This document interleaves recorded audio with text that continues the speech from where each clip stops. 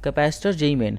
तो भाई कैपेसिटर्स के बेसिक्स क्वेश्चन तो कई सारे हो गए, अब थोड़ा लेवल को बढ़ाते हैं जेई मेन के लेवल पे। तो यार चलिए शुरू करते हैं इस वीडियो को पहले क्वेश्चन के साथ। तो यार इस क्वेश्चन में एक कैपेसिटर बनाया गया है दो पैरेलल प्लेट्स के साथ। तो भाई ये हो गए आपके दो पैरेलल प्लेट्स, दोनों ही प्लेट्स की जो क्रॉस सेक्शनल एरिया है वो है ए। इन दोनों के बीच की अगर मैं डिस्टेंस की बात करूं तो वो दी गई है डी। ठीक है भाई। अब इसमें एक झोल है, झोल ये है कि भाई इस कैपेसिटर के बीच में जो डिस्टेंस है उसको आधा आधा दो type of dielectric material से भरा गया है। तो अगर ऊपर वाले की बात करूं तो ऊपर वाले को भरा गया है एक मटेरियल से जिसका डाई इलेक्ट्रिक कांस्टेंट है एप्सिलॉन 1। बात करते हैं नीचे वाले की, तो भाई नीचे में जो मटेरियल फिल किया गया है उसका डाई इलेक्ट्रिक कांस्टेंट दिया गया है आपको एप्सिलॉन 2। तो भाई सिंपल सी बात है, पॉइंट सी और पॉइंट डी के बीच का नेट कैपेसिटेंस निकालना है आपको। तो यार वीडियो को पॉज करो, इस क्वेश्चन को ट्राई करो। सॉल्यूशन बताने से पहले इस क्वेश्चन का मैं आंसर बता देता हूँ। तो भाई सी की जो वैल्यू आ रही है वो है 2 times of epsilon not upon D, ऊपर में A into epsilon 1 epsilon 2 divided upon by epsilon 1 plus epsilon 2। दिखने में तो काफ़ी कॉम्प्लेक्स लग रहा है, कोई बात नहीं, चलिए शुरू करते हैं इस क्वेश्चन के सॉल्यूशन को। तो यार अगर आपको ध्यान हो, इलेक्ट्रोस्टैटिक्स के बेसिक्स में मैंने एक क्वेश्चन कराया था जिसमें सिचुएशन कुछ इस टाइप की थी कि यार अगर ये दो पैरेलल प्लेट्स हैं तो इस हाफ को किसी अलग डाइलेक्ट्रिक कांस्टेंट वाले मटेरियल से भर दिया था और इस हाफ को किसी अलग डाइलेक्ट्रिक कांस्टेंट वाले मटेरियल से भर दिया था। फिर पूछा था इस और इस पॉइंट के बीच का नेट कैपेसिटेंस। तो हमने क्या किया था, हमने इस पार्ट से कैपेसिटेंस को दो भागों में तोड़ दिया था और ये जूम किया था कि ये कैपेसिटर और ये कैपेसिटर दोनों पैरेलल कॉम्बिनेशन में हैं। तो यार उसी टाइप का कुछ सिमिलर कॉन्सेप्ट हम यहाँ पे भी यूज़ करने वाले हैं, क्योंकि यहाँ पे मुझे ऐसा दिख रहा है कि ये जो कैपेसिटर है वो सीरीज़ कॉम्बिनेशन में है। तो गाइज़ अगर यहाँ से मैं कैपेसिटर को दो भाग में काटूँ तो आप साफ साफ देख पा रहे होंगे कि यार ऊपर वाला कैपेसिटर और नीचे वाला जो कैपेसिटर है वो दोनों आपस में सीरीज़ कॉम्बिनेशन में हैं। तो अब करना क्या है, मान लिया कि ऊपर वाले का कैपेसिटेंस आ रहा है C1, नीचे वाले का आ रहा है C2। तो सिंपली आपको C1 C2 की वैल्यू निकाल के उन दोनों का सीरीज़ कॉम्बिनेशन निकाल देना है। सीरीज़ कॉम्बिनेशन क्या होता है, ये होता है C1 C2 upon C1 plus C2। तो यार सबसे पहले C1 और C2 की वैल्यूज़ पे एक बार गौर करते हैं।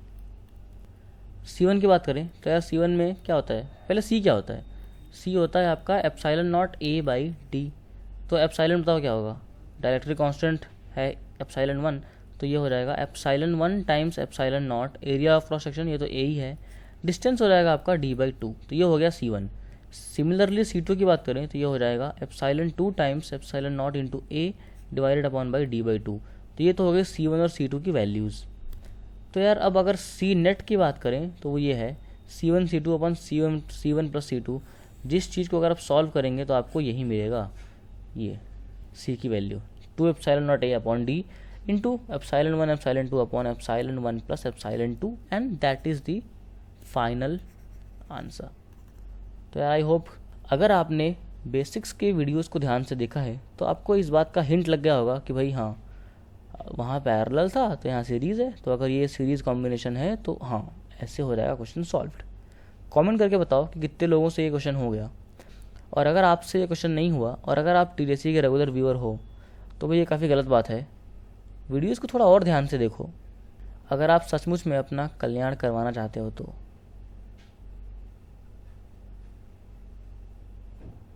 Let's move on to the next question. तो भाई इस क्वेश्चन में एक काफ़ी बड़ा सा सर्किट दिया गया है, ये रहा वो कॉम्प्लेक्स सर्किट जिससे आपको खेलना है। तो भाई अगर मैं वैल्यूज़ की बात करूँ तो आप ध्यान से सुनिएगा।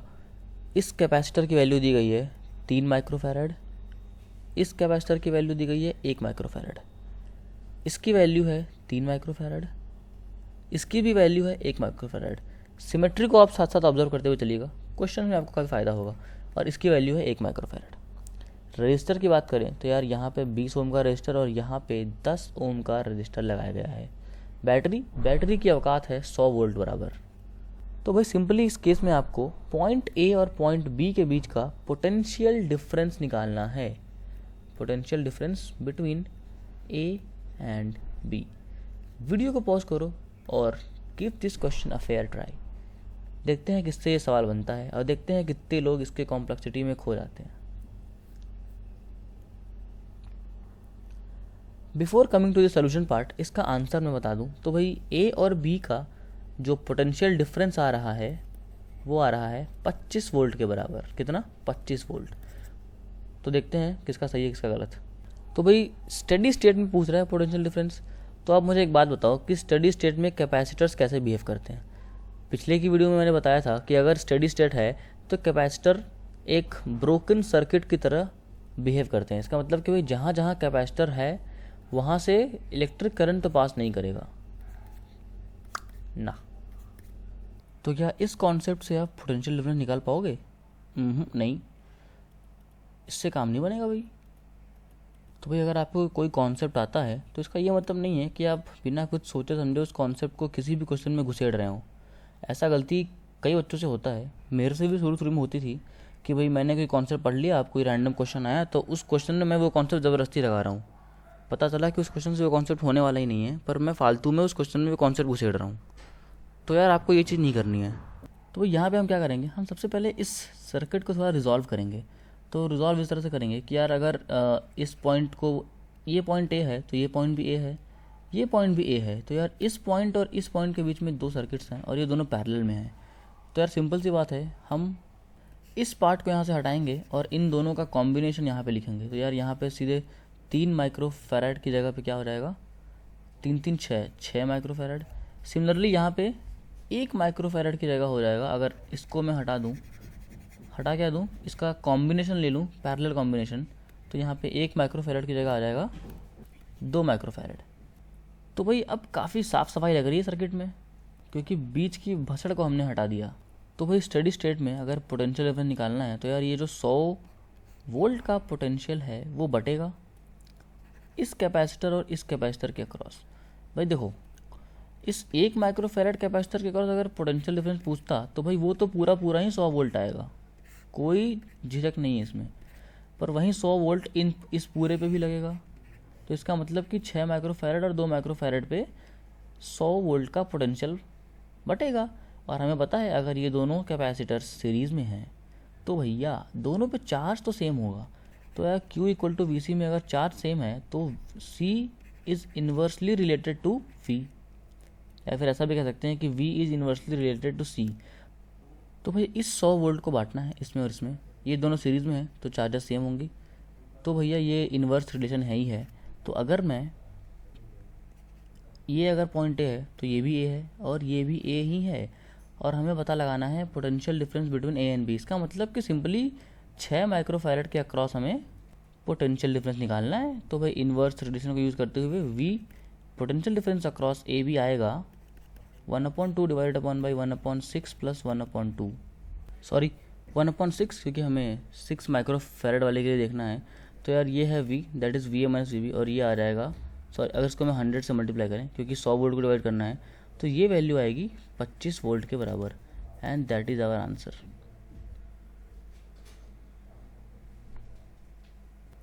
बढ़ते हैं अगले सवाल की तरफ। इस क्वेश्चन में आपको एक कॉम्प्लेक्स सा सर्किट दिया गया है और सिंपली आपको इक्विवेलेंट कैपेसिटेंस निकालना है। ये रहा वो कॉम्प्लेक्स सर्किट। कैपेसिटर्स की वैल्यू कुछ इस तरह दी गई है। ये हो गया 4 माइक्रोफैराड, ये हो गया 1 माइक्रोफैराड, ये हो गया आपका 5 माइक्रोफैराड और ये 3 माइक्रोफैराड। बैटरी की औकात है 10 वोल्ट के बराबर। तो भाई सिंपली इस पूरे सर्किट का आपको इक्विवेलेंट कैपेसिटेंस निकालना है। इसका मतलब कि इस पॉइंट और इस पॉइंट के क्रॉस इक्विवेलेंट कैपेसिटेंस निकालना है। तो वीडियो को पॉज करो और इस क्वेश्चन को ट्राई करो।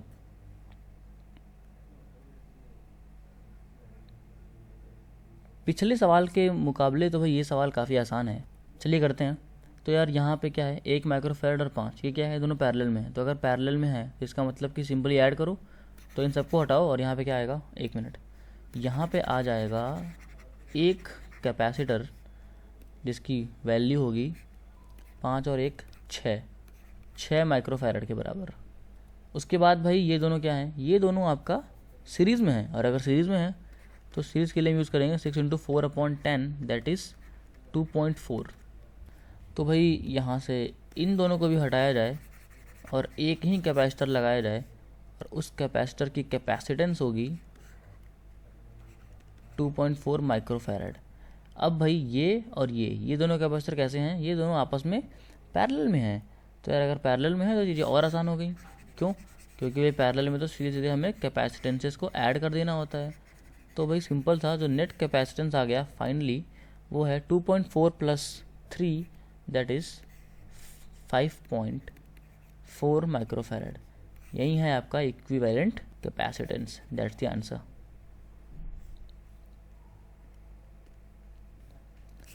भाई एक और क्वेश्चन कर लेते हैं इक्विवेलेंट कैपेसिटेंस में ही, इससे टफ। तो भाई ये रहा सर्किट। कैपेसिटेंसेस की बात करें तो भाई यहाँ पे है 1 माइक्रोफैरड, यहाँ पे भी 1 माइक्रोफैरड, यहाँ पे भी 1 माइक्रोफैरड और यहाँ पे 2 माइक्रोफैरड का कैपेसिटेंस। तो सिंपली आपको पॉइंट ए और बी के बीच में इक्विवेलेंट कैपेसिटेंस निकालना है using the formulas of series and parallel. तो यार वीडियो को पॉज करो और ट्राई करो कि ये क्वेश्चन आपसे ओरली हो जाए, क्योंकि इतना एफिशिएंट आपको बनना ही पड़ेगा अगर आप ये चाहते हैं कि कैपेसिटर से रिलेटेड हायर और एडवांस क्वेश्चन आप कर पाएँ जल्दी जल्दी। तो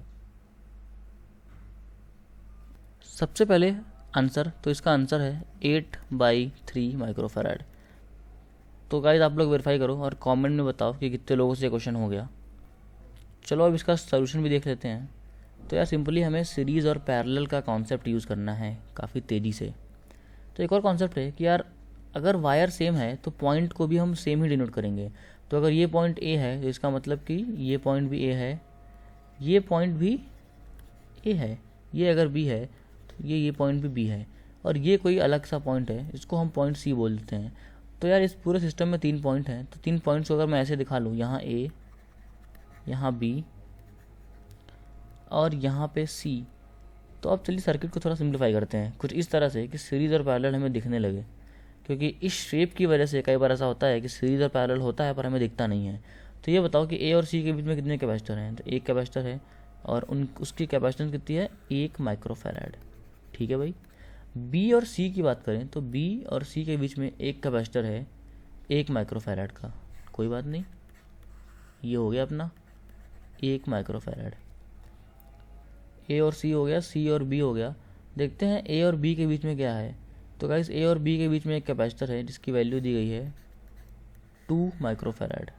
ठीक है भाई, ये हो गया। साथ ही साथ ए और सी के बीच में एक और है। कैसे? एक तो भाई ये हो गया 1 माइक्रोफैरड, एक तो हो गया ये 1 माइक्रोफैरड। तो इसका मतलब कि ए और सी के बीच में एक और है 1 माइक्रोफैरड का, जो कि पैरेलल कॉम्बिनेशन में है कुछ इस तरह से। तो अब हमें इस सिस्टम को रिजॉल्व करना है और ए और बी के अक्रॉस नेट कैपेसिटेंस निकालना है। तो चलिए अभी शुरू करते हैं। सबसे पहले इस पैरेलल वाले झंझट को हम हटाते हैं। तो अगर ये दोनों कैपेसिटर्स पैरेलल में हैं तो सिंपली इन्हें ऐड करो तो क्या हो जाएगा। तो भाई इन दोनों ही चीज़ों को यहाँ से हटाओ और इन दोनों का पैरेलल कॉम्बिनेशन हो जाएगा कितना, 1 और 1 2 माइक्रोफैरड, क्योंकि पैरेलल में हम ऐड करते हैं। तो भाई अब ये और ये सीरीज़ में है और इन दोनों का सीरीज़ कॉम्बिनेशन हो जाएगा 2 × 1/2 + 1 3 माइक्रोफैरड। तो यार ऊपर में आ गया 3 माइक्रोफैरड और नीचे में एक और कैपेसिटर है ऑफ कैपेसिटेंस 2 माइक्रोफैरड। तो अब सिंपली आपको इन दोनों सॉरी ये 3 नहीं है, ये 2/3 है। तो 2/3 और 3 का पैरेलल कॉम्बिनेशन निकालना है, वही होगा आपका आंसर। तो यार आपको पता है कि पैरेलल कॉम्बिनेशन में सिंपली हम चीज़ों को ऐड करते हैं। तो ये हो जाएगा 2/3 + 2 that is 8/3 microfarad and that's the answer. Let's move on to our next question. इस क्वेश्चन में 4 प्लेट्स हैं, चारों का सरफेस एरिया या फिर area of cross section A दिया है। और भाई इन चारों प्लेट्स को हमने कुछ इस तरह से अरेंज किया है कि ये पहला, ये दूसरा, ये तीसरा और ये चौथा। अब पहले को हमने चौथे से जोड़ दिया और हमने कह दिया कि हाँ भाई ये कोई पॉइंट हो इधर, और दूसरे और तीसरे को भी हमने जोड़ दिया आपस में इस तरह से, और ये कोई पॉइंट बन गया। तो अगर इसे मैं पॉइंट ए और इसे पॉइंट बी बोल दूँ और ये बोलूँ कि प्लेट्स के बीच की जो डिस्टेंस है वो है डी, कांस्टेंट है, तो ये बताओ कि इस सिस्टम का ए और बी के अक्रॉस नेट कैपेसिटेंस कितना आएगा। तो यार वीडियो को पॉज करो और इस क्वेश्चन को ट्राई करो, then we will move on to the solution part.